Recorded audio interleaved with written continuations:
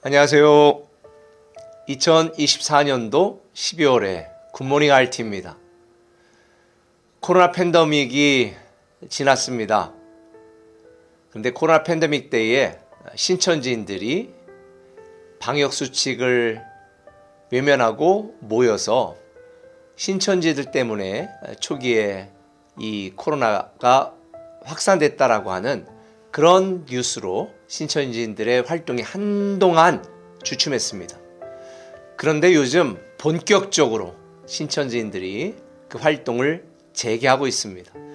그들이 주장하는 핵심 중에 하나는 약속의 목자인 이만희 씨가 재림 예수처럼 정말 그들에게 가장 중요한 메시아적 존재인데요.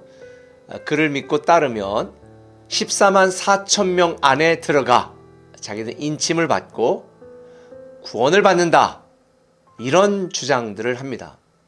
그래서 많은 사람들이 요한계시록이 어려워 잘 모르지만 이 14만 4천 명이라고 하는 이 숫자는 굉장히 중요하게 인지를 하고 있습니다. 그래서 신천지에서는 이 14만 4천 명 안에 포함되기 위해서 갖다 바치기도 하고 가정 다 직장 팽개치고 열심을 내기도 하는데요. 근데 여러분 생각해 보세요. 14만 4천 명만 구원을 받을까요? 신천지인들은 이 14만 4천 명 안에 들기 위해서 또 각 베드로 지파, 야고보 지파 이렇게 예수님의 12제자의 이름을 딴 지파로 그들을 구성을 하고 계속해서 자기들 14만 4천 명 안에 들어야 영생을 누릴 수 있다고 이야기합니다. 근데 여러분, 요한계시록은 상징과 은유를 통해서 하나님이 말세되어질 일들을 설명하는 서신서입니다. 여기 14만 4천 명의 숫자가 나온 것은 사실 어제 우리 주일날 RT의 본문 내용인 요한계시록 7장 4절 내가 인침을 받은 자의 수를 들으니 이스라엘 자손의 각 지파 중에서 인침을 받은 자들이 14만 4천 명이다 그렇게 말합니다. 그러면서 그 뒤에 계속 보면 유다 지파 중에 인침받은 자가 1만 2천이요 루반 지파 중에 1만 2천이요 그래서 이스라엘 12지파에 속한 1만 2천 명씩 12지파가 되니까 14만 4천 명이다 라고 이야기를 합니다. 근데 여러분 14만 4천이라고 하는 이 숫자를 문자적으로 해석하고 14만 4천 명 안에 들어가야 구원받는다 하는 것은 성경적이지 않습니다. 이 14만 4천은 각 12지파를 상징하는 그 12,000명씩 그리고 거기에 1000을 곱한 숫자거든요.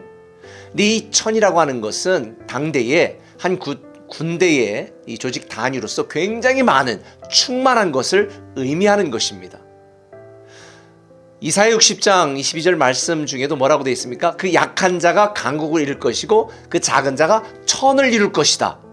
그러니까 1000을 이룬다는 것, 1000명을 이룬다는 것 이게 어떤 의미예요? 굉장히 많은 충만한 사람들의 무리를 의미하는 것입니다. 그런 의미에서 이 14만 4천은 하나님께 택함받은 사람들의 많은 사람들의 숫자를 의미하는 거예요. 실제로 오늘 본문 9절 보니까 이렇게 시작되죠. 2일 후에 내가 보니 일이 뭐예요?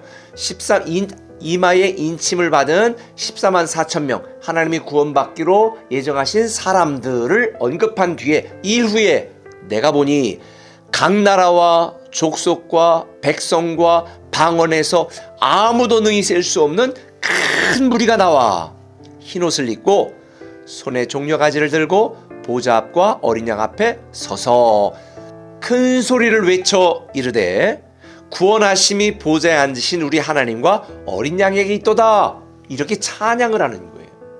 그러니까 각 나라와 족속과 방언과 모든 백성 중에 하나님께 택함받고 하나님을 믿는 구원받기로 인침을 받은 수많은 사람들이 구원하심이 하나님께서 나온다.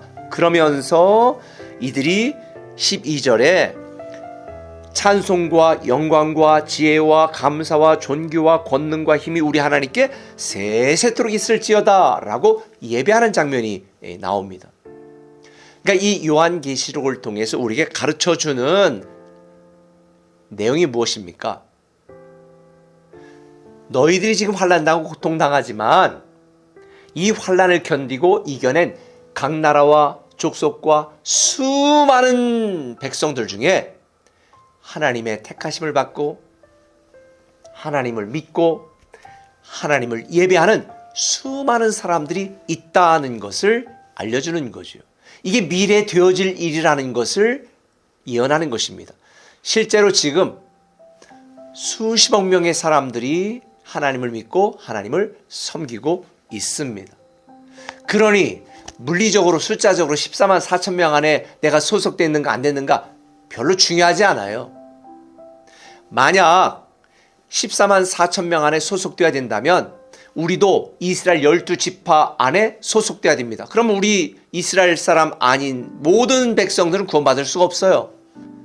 실제적으로 이 요한계시록이 쓰여질 당시에 이스라엘 백성도 내가 어느 지파다 이게 명확했을까요? 명확하지 않았습니다. 그저 하나님 택함 받은 이스라엘 백성들의 사람들을 의미했던 거지요. 그러니 요한계시록에서 하나님의 인침을 받고 구원을 받는 14만 4천 명은 모든 민족과 열방 중에서 하나님을 섬기고 하나님을 예배하는 그리스도인들을 의미하는 단어입니다. 그래서 오늘 이 본문을 통해서 우리에게 주려는 요한계시록의 목적이 뭐냐?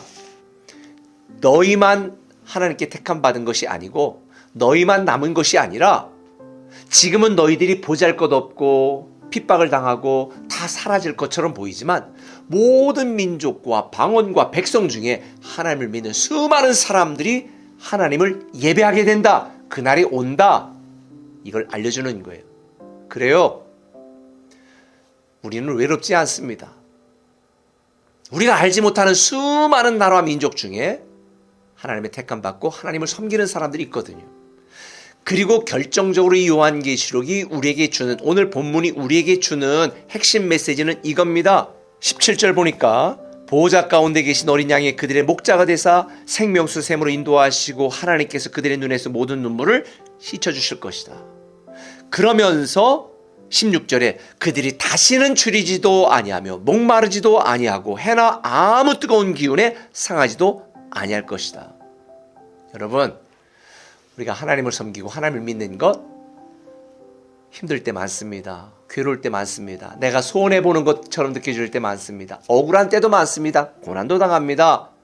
실망하지 마십시오. 낙심하지 마십시오. 의심하지 마십시오. 하나님께서 어린 양 예수 그리스도를 우리의 목자가 되게 만드시고 우리를 위로하시고 우리를 격려하시고 우리의 고난과 수고를 다 아시는 주님께서 다시는 그런 고난과 고통이 반복되지 않는 영원한 하나님 나라에서 15절처럼 하나님의 보좌 앞에서 밤낮 하나님의 성전에서 하나님을 섬기며 예배하는 영원한 하나님 나라의 축복을 누리게 하실 줄 믿습니다. 그러니 이 땅에서 예수 믿으며 억울할 때 억울함이 당연하다. 예수 믿으며 고난당할 때 고난당함도 감사하다. 고난을 피할 수 있으면 너무 감사하겠지만 고난을 피할 수 없고 고난을 당하고 억울한 일을 겪는다 할지라도 도리어 감사하시고 인내로 믿음으로 이겨내시기 바랍니다. 왜? 우리의 모든 상황을 아시고 위로하시고 우리가 목자가 되셔서 다시는 아픔을 반복하지 않고 영원한 하나님 나라에서 저와 여러분을 지키시고 보호하시고 우리를 영광스럽게 하실 것이기 때문입니다. 저와 여러분 우리는 모두가 다 14만 4천 명 안에 포함되어 있습니다. 걱정하지 마십시오. 올 한 해 잘 해오셨습니다. 마지막 남은 한 달도 믿음 안에 잘 버티고 이겨내시기를 예수님의 이름으로 축복합니다. 기도하겠습니다. 사랑의 아버지 하나님, 우리를 하나님의 인쳐주시고 14만 4천 명 안에 들어가게 하셔서 존귀한 하나님의 자녀로 삼으시고 이 땅에서 우리가 주님을 섬기는 고통과 고난과 억울함을 당할 때에 외면하지 않으시고 우리의 목자가 되셔서 영원토록 우리를 격려하시고 위로하시고 다시 회복해 하시고 그 찬란한 하나님 나라를 누리게 하실 그 하나님을 기대합니다. 오늘도 그 믿음 그 소망으로 인내하며 살아가게 하여 주옵소서. 예수님의 이름으로 기도합니다. 아멘. 십자가에서 쏟으신 그 사랑 강같이